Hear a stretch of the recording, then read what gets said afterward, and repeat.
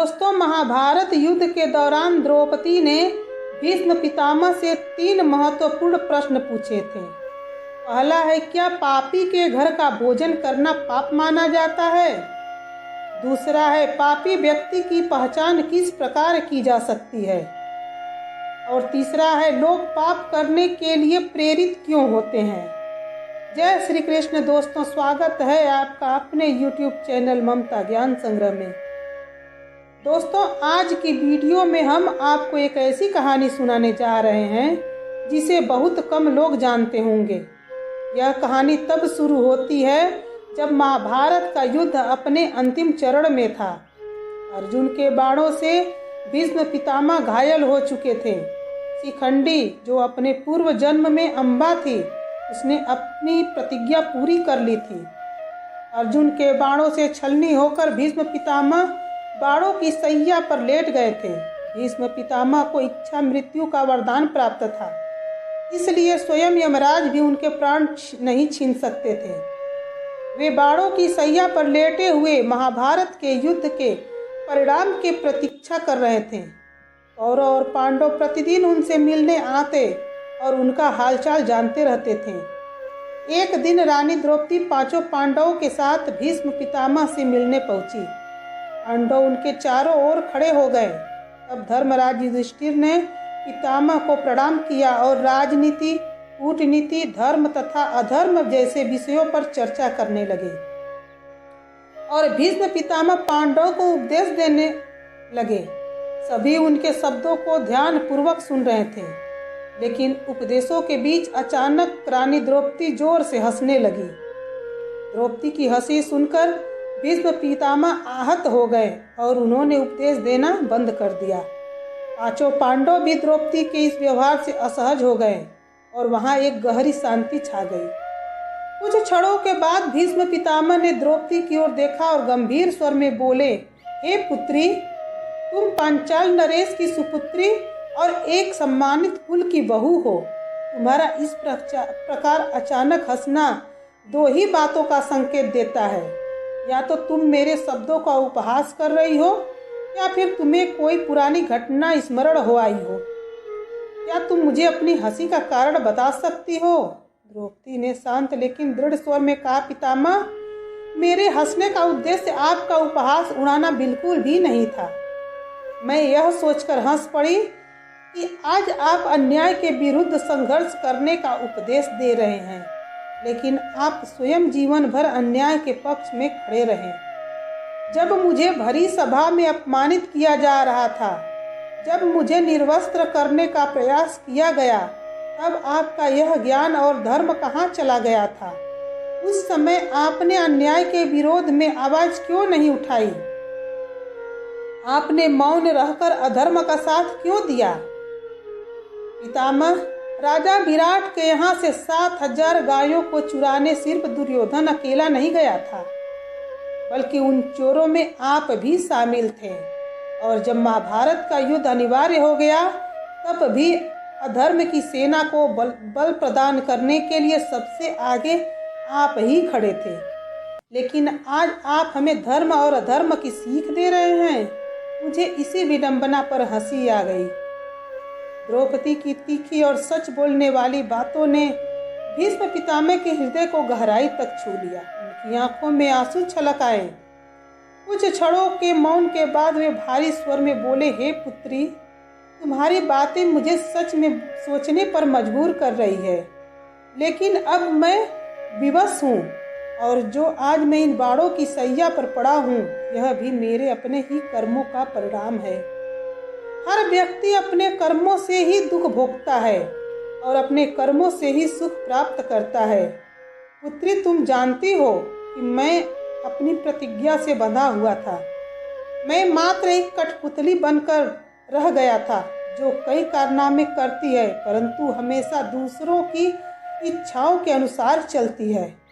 उस समय मैं दुर्योधन का अन्न खा रहा था, और वह अन्न अन्याय पूर्वक प्रजा को कष्ट देकर अर्जित किया गया था।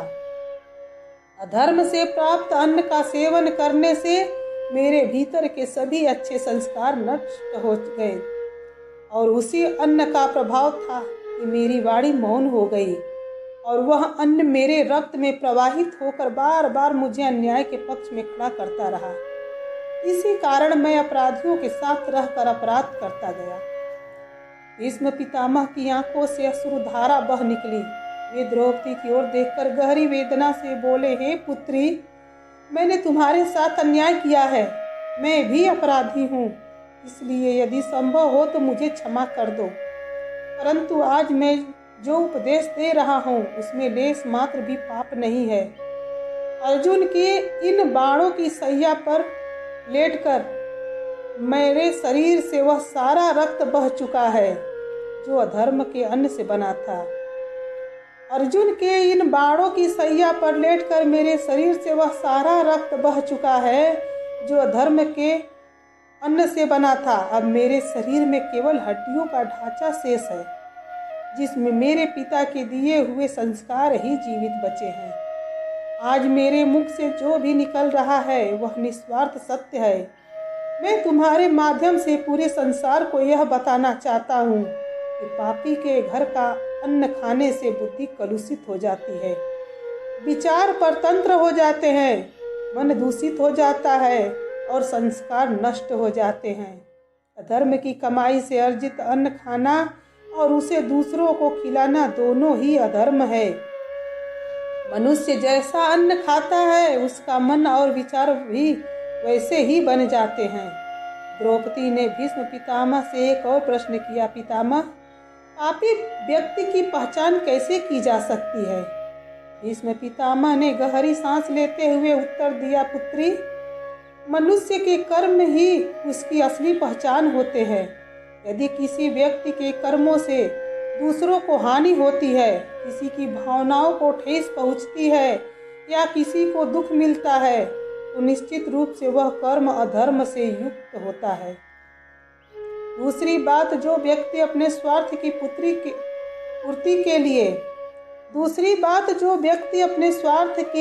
के लिए धर्म और सत्य के मार्ग से भटक जाता है, सत्य को दबाने का प्रयास करता है और समय आने पर सत्य के पक्ष में खड़ा नहीं हो पाता, उसे पाप की कमाई खाने वाला समझना चाहिए। पापी व्यक्ति धर्म की प्रशंसा अवश्य करेगा, भीड़ में धार्मिक लोगों के साथ भी चलेगा, लेकिन जब धर्म की रक्षा के लिए खड़े होने का समय आएगा तब वह मौन धारण कर लेगा। ऐसा व्यक्ति निश्चय ही अधर्म से अर्जित अन्न खाता है और पाप का भागीदार बनता है। भीष्म पितामह ने आगे कहा, पुत्री, इस संसार में लाखों प्रकार के पापी हैं और उन्हें पहचानना बहुत कठिन है। ऐसे लोग अपने वास्तविक स्वरूप को छिपाए रखते हैं, लेकिन अवसर आने पर ही उनकी पहचान होती है। द्रौपदी ने फिर पूछा, पितामह, लोग पाप क्यों करते हैं? भीष्म पितामह ने उत्तर दिया, पुत्री, पाप के मूल में 3 मुख्य कारण होते हैं, अज्ञानता, असंतोष और अत्यधिक लोभ। पहला कारण अज्ञानता है। कई लोग अधर्म और अधर्म, सही और गलत का ज्ञान नहीं रखते। वे दूसरों को देखकर या किसी के बहकावे में आकर पाप के मार्ग पर चल पड़ते हैं। दूसरा कारण असंतोष है। जो व्यक्ति संतुष्ट नहीं रहता, जिसकी इच्छाएं कभी समाप्त नहीं होती, वही पाप में लिप्त हो जाता है। उसकी लालसा इतनी बढ़ जाती है कि वह हर वस्तु को पाने की चाह रखता है, चाहे उसके लिए उसे कोई भी अनुचित कार्य क्यों न करना पड़े। भीष्म पितामह ने आगे कहा, पुत्री, जब मनुष्य के भीतर असंतोष बढ़ जाता है तो वह अपने पास मौजूद वस्तुओं से संतुष्ट नहीं रहता। यही असंतोष उसे पाप के मार्ग पर ले जाता है। व्यक्ति वह सब कुछ प्राप्त करना चाहता है जो उसके पास नहीं है और इसके लिए वह अधर्म का सहारा लेने से भी नहीं हिचकिचाता। तीसरा और सबसे बड़ा कारण लोभ है। लोभ एक ऐसी तृष्णा है जो धन या संपत्ति को देखकर और अधिक बढ़ जाती है। लोभ में पड़कर व्यक्ति अनैतिक, अधर्म युक्त और निंदनीय कार्य करने के लिए विवश हो जाता है। वास्तव में लोभ ही पाप का जन्मदाता है। यदि किसी व्यक्ति के मन में लोभ ना हो तो वह ऐसा कोई कार्य नहीं करेगा जिससे उसे स्वयं और दूसरों को हानि पहुँचे। हे पुत्री, आज जो महाभारत का युद्ध हो रहा है उसके मूल में भी लोभ ही है। यदि दुर्योधन ईमानदारी से पांडवों को उनके अधिकार का राज्य दे देता तो यह विनाशकारी युद्ध ही ना होता। इस महाविनाश का सबसे बड़ा कारण लोभ ही है। भीष्म पितामह ने आगे कहा, हे पुत्री, बिना स्वार्थ के पाप नहीं होता। यह स्वार्थ किसी भी रूप में हो सकता है, धन का, पद का और प्रतिष्ठा का, काम वासना या फिर पुत्र मोह का। जब तक स्वार्थ सीमित रहता है तब तक व्यक्ति संतोषी बना रहता है और पाप से दूर रहता है, किंतु जब स्वार्थ असीमित हो जाता है तब व्यक्ति असंतोष से भर जाता है और अपनी इच्छाओं की पूर्ति के लिए पाप के मार्ग पर बढ़ने लगता है। स्वार्थ ही वह मूल कारण है जो मनुष्य को अधर्म की ओर धकेलता है। यदि व्यक्ति अपने स्वार्थ पर नियंत्रण रखे और संतोष के साथ जीवन व्यतीत करे तो वह पाप से बच सकता है। भीष्म पितामह के शब्द सुनकर द्रौपदी की आंखें भी नम हो गई। उन्होंने आगे बढ़कर पितामह को ससम्मान प्रणाम किया और भावुक स्वर में बोली, पितामह, आज आपके मुख से निकला यह सत्य केवल मेरे लिए ही नहीं बल्कि आने वाली समस्त पीढ़ियों के लिए मार्गदर्शन है। यदि उस समय आपकी वाणी मौन थी तो आज आपकी आत्मा सत्य बोल रही है। मैं आपको क्षमा करती हूँ। द्रौपदी के यह शब्द सुनकर भीष्म पितामह के चेहरे पर पहली बार शांति की झलक दिखाई दी। ऐसा प्रतीत हुआ मानो वर्षों से उनके हृदय पर पड़ा अपराध बोध का भार कुछ हल्का हो गया हो। पांचों पांडव मौन होकर यह दृश्य देख रहे थे।